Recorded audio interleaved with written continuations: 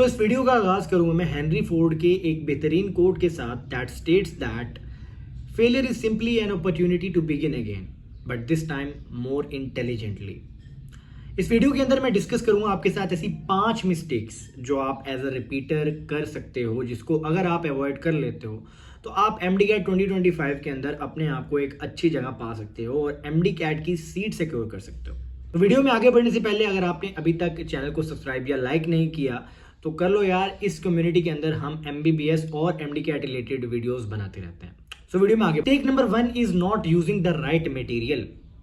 As a repeater आपके लिए बहुत इंपॉर्टेंट है कि आप राइट मटेरियल को यूज करो। आपके पास टाइम तो काफी होगा बट आपको सही मटेरियल के साथ जाना है। और काफी सारे स्टूडेंट इस एस्पेक्ट के अंदर काफी ज्यादा स्ट्रगल करते हैं। उन्हें पता नहीं चलता कि हम कौन सा मटेरियल यूज करें। वो काफ़ी सारी चीज़ों को लेकर स्केप्टिकल भी होते हैं बट काफ़ी सारी चीज़ों को लेकर काफ़ी श्योर भी रहते हैं कि यहाँ से चीज़ आनी है और यहाँ से बिल्कुल नहीं आनी। As a result of that वो बीच में कहीं रह जाते हैं और उन्हें समझ नहीं आता कि कौन सा मटेरियल हमारे लिए बेस्ट रहेगा। सो इस चीज़ के अंदर मैं आपको ये सजेस्ट करूंगा कि आप अपनी प्रोवेंशियल बुक के साथ जाओ। नो, प्रोवेंशियल बुक क्या करती है, एक तो ये आपकी बेसिक्स के ऊपर अच्छे से काम करती है। जो भी प्रोवेंशियल बुक होती है उसके अंदर बेसिक्स को अच्छे से कवर किया जाता है। हाँ, मैं ये मान सकता हूँ कि प्रोवेंशियल बुक्स के अंदर कभी भी डीपर लेवल ऑफ अंडरस्टैंडिंग आपको कॉन्सेप्ट्स की नहीं मिलेगी, बट उसका भी एक हल है। अगर आपको डीपर लेवल ऑफ कॉन्सेप्ट्स नहीं मिल रहा है आपकी बुक से तो आप चैट जीपीटी को यूज कर सकते हो। नाउ चैट जीपीटी को किस तरह से आप अपनी MD-CAT की प्रिपरेशन के अंदर यूटिलाइज कर सकते हो, उसके ऊपर मैं प्रॉपर एक सीरीज बनाऊंगा जिसके अंदर मैं आपको सारे टूल्स दूंगा जिसको यूटिलाइज करके आप अपनी एफिशिएंसी को 10 टाइम्स और इंप्रूव कर सकते हो। बट इस वीडियो के अंदर आई वुड सजेस्ट कि आप वीडियोस का यूज करो, एनिमेटेड वीडियोस देखो, आप चैट जीपीटी का यूज करो, आप डिफरेंट और सोर्सेज को यूज करो ताकि आपका वो जो कॉन्सेप्ट है, वो जो विजुअलाइजेशन में आपका एक गैप आ रहा है वो क्लियर हो सके। सो मिस्टेक नंबर 1 जो आप कर रहे हो इस टाइम पे, that is not using the right material. तो आपको राइट मटेरियल की तरफ आना है। अपने मटेरियल पे थोड़ा एनालाइज करो, चेक करो कि कौन सी चीज़ है जो अननेसेसरी है, कौन सी चीज़ है जो आपके लिए नेसेसरी है, और इन चीज़ों को सेपरेट आउट करके एक कॉन्साइज नोट्स की तरफ आओ।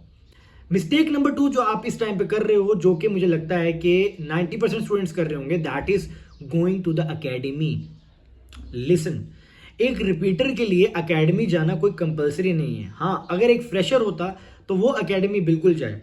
अब अकेडमी जाने का फायदा बेसिकली क्या होता है, आपको एक रोड मैप मिल जाता है कि आप इस रोड मैप पे चलोगे तो आपको जो है MD-CAT की सीट मिल जाएगी। बट जो एक रिपीटर होता है वो ऑलरेडी वो सेशन ले चुका होता है, वो ऑलरेडी उन टीचर से पढ़ चुका होता है, वो ऑलरेडी वो चीजें समझ चुका होता है जो वो समझाने वाले हैं। So there is nothing new that is going to be provided to you by your academies. Offline या ऑनलाइन सेशंस को मैं बिल्कुल भी प्रेफर नहीं करता फॉर रिपीटर स्टूडेंट्स, क्योंकि आप वहां पर पैसिव लर्निंग कर रहे हो, 1 डायमेंशनल लर्निंग हो रही है, आप कुछ एक्टिवली लर्न नहीं कर रहे। और यहां पर एक बेहतरीन कोट मेरे दिमाग में आया, that is if you tell me I forget. यानी अगर आप मुझे कुछ बताते हो तो मैं वो भूल जाता हूँ। If you teach me I remember. अगर आपने मुझे कुछ बताया, कुछ सिखाया, जैसे आपके जो टीचर्स हैं वो आपको कुछ टीच करते हैं तो आपको वो चीज़ याद रहती है। But if you involve me I learn. तो जब आप मुझे किसी चीज़ के अंदर इन्वॉल्व करते हो, यानी आप जब भी कभी एक्टिव लर्निंग करते हो, 2 डायमेंशनल लर्निंग होती है, 2 वे लर्निंग होती है, तो उसके अंदर आप हमेशा लर्न करते हो। और MD-CAT के स्टूडेंट के लिए लर्निंग एस्पेक्ट को इंप्रूव करना बहुत ज़रूरी है। और ये बहुत बड़ा डीमेरिट है हमारे पूरे एजुकेशन सिस्टम का कि इसके अंदर लर्निंग एस्पेक्ट ऑफ स्टूडेंट को बहुत ज़्यादा डीमोरलाइज किया जाता है और बहुत ज़्यादा हैम्पर किया जाता है। अब इस हद तक हैम्पर हो चुका है कि इसके बारे में कोई बात करना भी पसंद नहीं करता। But I would highly recommend कि आप एक्टिव लर्निंग की तरफ हो। इसी से मेरा तीसरा पॉइंट आता है, टेकिंग टू मेनी लेक्चर्स। एक रिपीटर के लिए बहुत सारे लेक्चर्स लेना कभी भी हल नहीं होता किसी चीज़ का। आप बहुत ज़्यादा लेक्चर्स ले रहे हो और कई बार क्या होता है, अननेसेसरी लेक्चर्स ले रहे हो। यानी जिन टॉपिक्स को आप सिर्फ थ्योरी से भी कवर कर सकते थे, आप उनको दोबारा से लेक्चर्स के थ्रू देखना स्टार्ट कर देते हो। I think that is not a good technique at all, क्योंकि अगेन वही बात होगी, आप फिर अकेडमीज चले जाओ अगर आपने मतलब वही चीज़ करनी है। I am just saying that कि आप जो 1 वे लर्निंग कर रहे हो इसको 2 वे लर्निंग में चेंज करो। आप एक्टिव लर्निंग पे आओ, आप खुद चीज़ों को एनालाइज करना स्टार्ट करो, खुद कॉन्सेप्ट्स को समझना स्टार्ट करो, खुद से काम करना स्टार्ट करो। जब आप खुद इनिशिएट करोगे चीज़ों को, आपकी कॉन्सेप्ट बिल्डिंग बहुत बेहतर हो जाएगी, आपकी कॉन्सेप्ट ग्रास्प करने की एबिलिटी बहुत अच्छी हो जाएगी।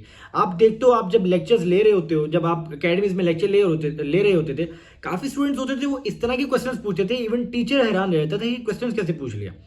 दिस इज बिकॉज उसके स्टूडेंट के पास, उस बच्चे के पास उस पर्टिकुलर टॉपिक के लिए एक ग्रेटर लेवल ऑफ अंडरस्टैंडिंग है, तो इसीलिए वो फ्रीक्वेंसी मैच हो पा रही है टीचर के साथ, तो वो उसी लेवल पे ऑपरेट कर रहे हैं और वो उसी लेवल के क्वेश्चंस पूछ रहे हैं।